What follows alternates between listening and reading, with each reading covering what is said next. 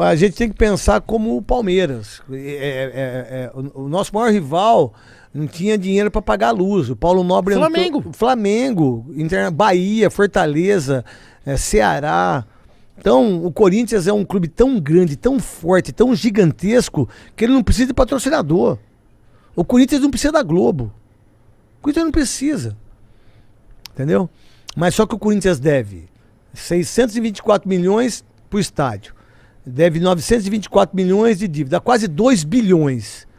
Meu Deus. 2 bilhões. O Corinthians tem... só de direito de imagem deve 121 milhões. Deve 122 milhões para fornecedores.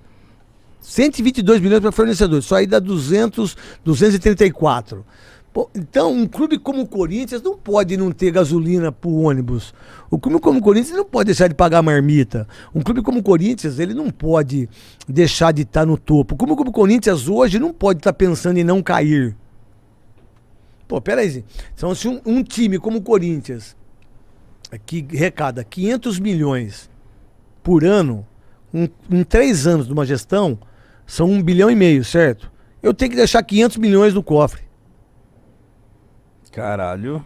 Então, se você pega os últimos 14 anos, o Andrés de 2007, aí depois um deixou 300 milhões de dívida, o outro deixou mais 100 e pouco, o Andrés deixou mais 600, eles deixaram quase 924 milhões de dívidas em 3 gestões. E você quer esse B.O. pra sua cabeça? Então. Ó, pensa em Orlando.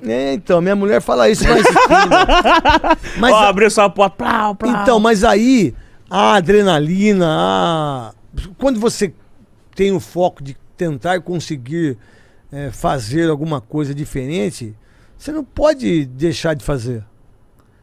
Talvez eu possa até não ganhar, mas que eu vou fazer um reboliço, eu vou, hein?